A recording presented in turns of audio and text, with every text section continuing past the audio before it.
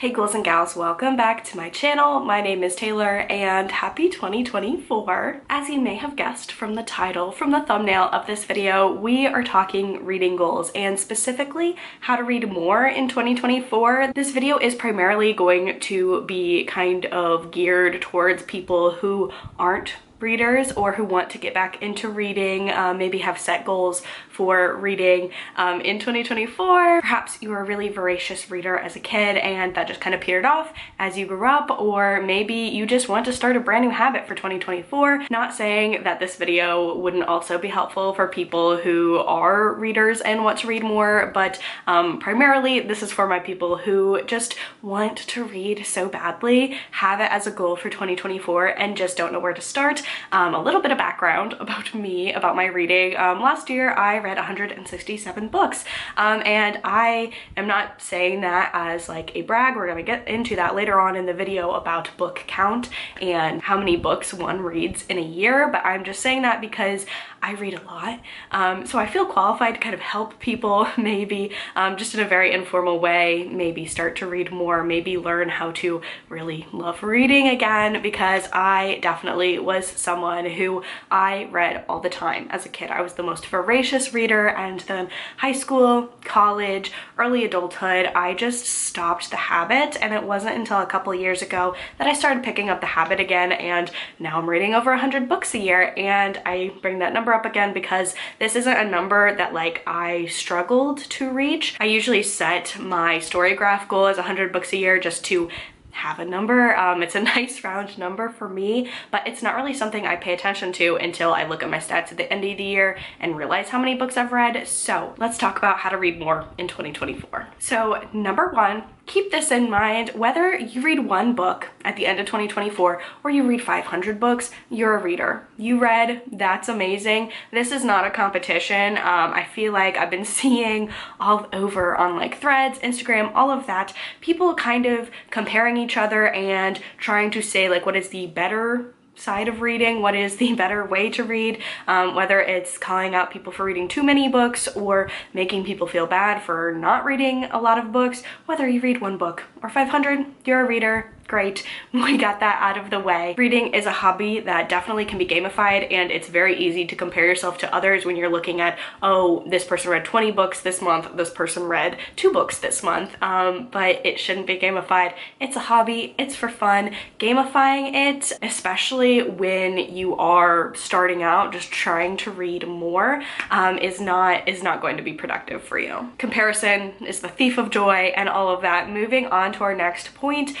now you know you have one book, you have 100 books, you're a reader. In addition to that, throw out any notions of books you need to read, books you have to read. While the lists like 100 books to read before you die, or 100 best classics, or books everyone needs to read in their 20s, 30s, 40s, etc., throw them out. Those can be very helpful when you are looking for recommendations if you're already in a reading habit, and if you already know your reading style. However, if you're just trying to get back into reading, ignore those lists. Trust me. A lot of not mistakes, but like a lot of things that I see people doing that maybe aren't so beneficial to their reading journey when they're trying to start out reading more again as an adult is they try and go back and maybe read some books that they were forced to read in high school, or look at these lists and try to read the best of the best, the books everyone needs to read. And if you wind up finding that you love classics, that could be great. But if you're not one of those people, especially the people who try and go back and read the classics, they have memories of being forced to read as a kid. That's not going to help you. That's not going to help you enjoy reading. That's going to make it feel like an assignment, especially a lot of the classics that we read in school and all of that. You know, it might not be what you're into reading, and that's totally okay. I feel like these lists oftentimes, while they're made with good intentions, make reading feel more like an assignment rather than a hobby. So if you're looking at these lists and you feel daunted and you already feel like, okay, maybe reading is not a fun endeavor, you know, ignore them. ignore them. And to my next point, seriously, read whatever you want. Whatever genre, it's all reading. Even if you are new to reading, chances are you know what kinds of genres in fiction and in media that you already enjoy, because if you are a person who only likes watching Marvel movies or like big, fun, bombastic space operas, you're probably not going to have a lot of enjoyment in just reading historical literary fiction. So the goal is to figure out what kind of movies, TV shows, what kind of things that you like to watch and consume, figure out those genres and go from there when trying to figure out what books you want to read. Especially when you are getting started into trying to enjoy reading again, there's nothing saying that you can't go back and read Crime and Punishment, but if you only like Jason Statham movies, then you probably aren't going to want to read about historical Russia, and that is totally fine. Might I interest you in some action, in some Dan Brown, Blake Crouch? Like there are so many different genres. So figure out movies, TV shows that you like and try and find books that are in similar genres. That's what you want to do right off the bat. And speaking of movies and TV shows, see if any of those are adaptations from books. Now, this is kind of a double-edged sword because, you know, we always hear the book is better than the movie. That's not always the case. I don't think that's always the case. I think some stories have a better medium and just portray what they want to portray better in movies or TV shows. But see if any of your favorite movies or TV shows from the past year or so are based on books. And if you don't want to retread the same story, you don't want to reread something that you've already consumed, see if the author has any other works available, because number one, you already know you kind of like their storytelling style, the things that they want to say, the themes that they explore in their works and genres. So that can be so helpful when trying to figure out maybe authors to pick up or what kind of avenues you want to explore. Like for example, Netflix, I'm still mad at them for this, but the Six of Crows show, not the Six of Crows show, the Shadow and Bone series. If you liked that, Lee Bardugo has about 10 other projects other than Shadow and Bone that you can continue on with, and so that just made your TBR grow by about 20 books. Heartstopper by Alice Oseman is a series that has, I think, 4 or 5 volumes out at the moment, and she also has books. I think again like 6 or 7 other books, probably more. So even if you don't want to reread something that you've already watched, chances are you might like other things by the same author. And you might have mentioned, I said Lee Bardugo, I said Alice Oseman. A lot of those works, listen, I'm almost 30, but I do read YA still. I do read middle grade still if I am interested in the story. So ignore what anyone says about how if you're an adult, you only have to read adult fiction. If you want to read YA fantasy, YA romance, I think a lot of times it can be quite healing to go back and discover stories and read stories that maybe are geared towards a different audience just because they're geared towards middle grade, for example. Like Rick Riordan has his own imprint of so many mythologies from around the world. They're geared towards middle grade, but they're amazing books that you can enjoy as an adult. So don't let anyone tell you that you only have to focus in adult fiction spheres and adult fiction areas. Definitely dabble in different genres as well to kind of figure out what kind of books you want to read. Now that you've kind of figured out what books and what avenues and what genres you want to pursue, talk about books with other people. It's fun. You don't have to have a Bookstagram account or a YouTube account talking about books. Just, you know, send off a tweet, post it on Facebook.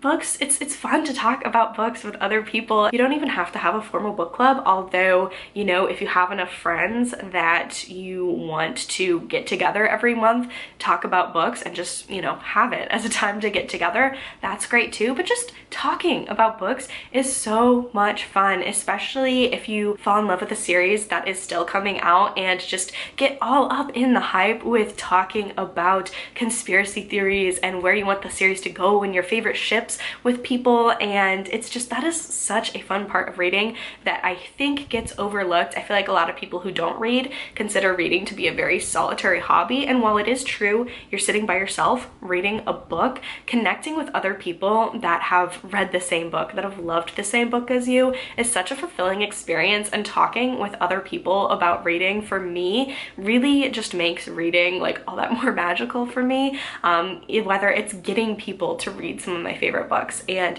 hearing what they have to think about them, or picking up like my partner's or one of my friends' favorite books and just knowing that this is their favorite book and being able to talk about that with them. I think it's a really wonderful way to get to know people and just talk with other people and connect with other people. So definitely, you know, talk about books, talk about reading. You're a reader now, start talking about the books and just share your enjoyment or disenjoyment. If you hated a book, there are people out there who will talk about that with you as well. Just get to talking. That being said, be very wary of gatekeepers. Like anything, there are gatekeepers when it comes to reading, which is super odd and I hate, but don't let the gatekeepers ruin your enjoyment of reading.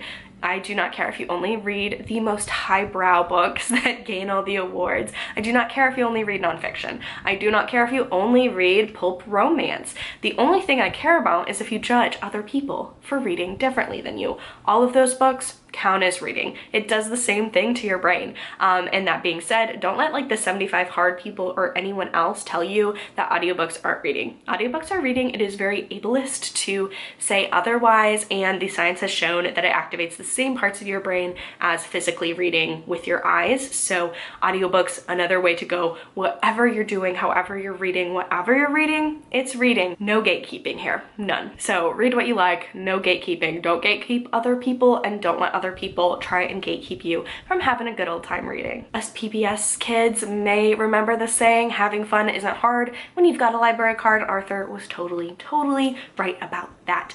Studies are actually showing that millennials and Gen Z and younger generations, I'm sure, are using the library at a much higher rate than other generations, which is absolutely awesome. The library is such a wonderful place. The library is one of like the only places in America, at least speaking from my perspective, that you can go to and you don't have the obligation of spending money. You aren't like being judged for loitering. You can just go and have like a wonderful hub of the community, and it's free in a lot of places, and you can not only get physical books but audiobooks, ebooks. It's just a wonderful resource not only for books but for other things like movies, and a lot of them have maker spaces or kits where you can check out video games, board games, just like cake pans, all sorts of things. Your library probably has it, and it's a resource I feel like a lot of people maybe forget about, or if they're trying to get into reading, they see like a bunch of book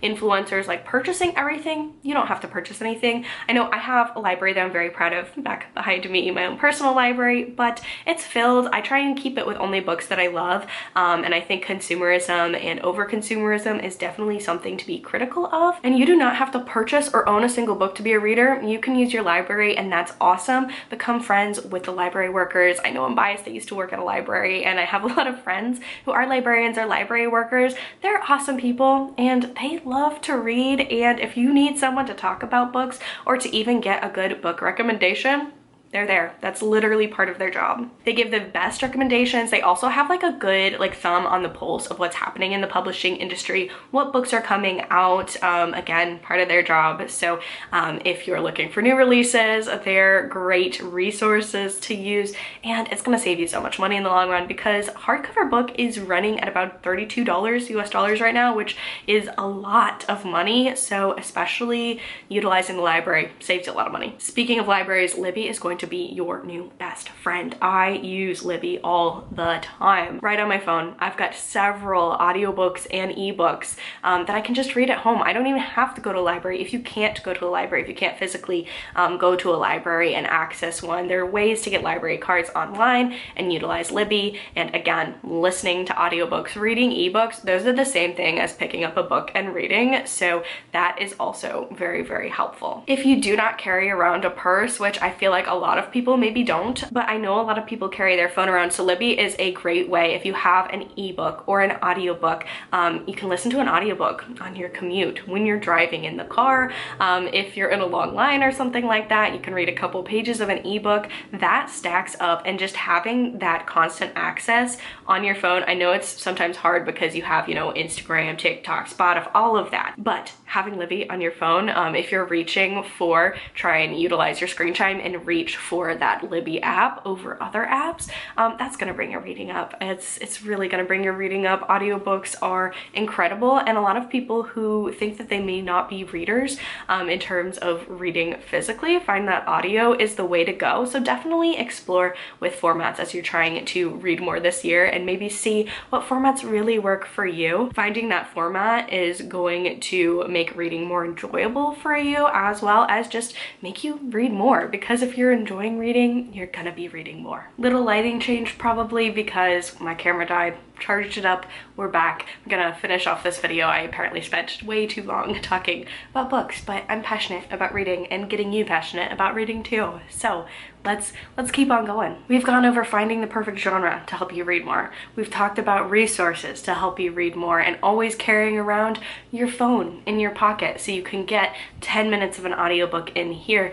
10 pages of an ebook in there. That's gonna help you read more this year for sure. But let's talk about, before we wrap up this video, why are you wanting to read more? If you're only wanting to read more, if you're watching this video to try and keep up with the Joneses, as it were, or if you're trying to figure out how to read more because you don't feel like you read enough to be a reader, I would challenge why you think about that way, because again, like I mentioned before, I read over 100 books a year, but admittedly, I am a very fast reader. I've always been a voracious reader, and there are a lot of aspects in my life where I always have enjoyed reading. The minute that you make reading like a competition, or like something that you're only doing to keep up with, to read books only because you want to read more books, to have a specific number of books a year, that's when reading's not gonna become fun. So I challenge you to read more. Obviously, reading is wonderful in 2024, but really think about why you want to read more, and focus on not necessarily trying to pick up more books or keep up with the Joneses, but pick out books that you really enjoy and just read things that give you joy and make you love reading again. I just want to give that quick disclaimer. We're all readers, no matter how much or what genres we read. And my last tip, which is going to sound counterintuitive to reading more, is don't be afraid to DNF books. DNF is slang for do not finish, did not finish in the bookish community, and don't be afraid to do that. I know it sounds like you'll probably read less if you stop reading books, if you're not loving them, but if you spend time muscling your way through a 400-page book that you can tell by page 5 you're not going to like, you're not going to want to pick that book up. You're not going to want to finish it. Reading's going to become a chore. Whereas if you, by page 5, know the book is not clicking with you, put it down, start a new one. It's something that I feel like, especially for TV shows, if you watch the pilot of a TV show and you don't like it, you don't normally continue on and watch all 7 series of the show, do you? Try and think of books that way as well. If you're reading a book and not enjoying it, don't be afraid to stop reading it. Reading is supposed to be a fun and enjoyable hobby, and if you are treating it like it is a 12th grade English assignment where you have to read a book, regardless of whether or not you like it, you're probably not gonna wanna pick up another book. It's probably gonna put you in a reading slump. It's gonna take you longer to finish that book. Whereas, I've had books that are 500 pages that I've consumed in 2 days because I've absolutely loved them. So don't be afraid, even if everyone else in your life is loving a book, if you don't click with it, DNF. It's okay, you'll find another book that speaks to you more. But that is pretty much, I think, all I have for some suggestions, some tips, some tricks to read more in 2024. I'm so excited. I keep seeing, I feel like every year, more and more people who haven't read in such a long time return to reading and just talk about books on their social media and try and read more every year, and it's so wonderful to see people reading. So enjoy it. Enjoy your time reading. I hope you love this new hobby, this new pastime. You've got this, whether you read 1 book a month, 12 books a month, whether, you're in the triple digits, double digits, single digits by the end of the year, you're a reader, and I'm proud of you. If you enjoyed this video, please be sure to give it a thumbs up. Leave a comment down below letting me know, what kind of tips were helpful for you, what kind of tips help you read more, and what books you're excited to read in 2024. If you enjoyed this video, please subscribe subscribe to my channel. I do cozy gaming content. I also do a lot of bookish content, including reading vlogs, talking about new book releases, and also book recommendations. So if you want to keep reading, if you want to have someone in your circle to talk books with, subscribe to my channel. Thank you all so much for watching. Stay safe, stay spooky, and I will see y'all in the next video. Happy reading!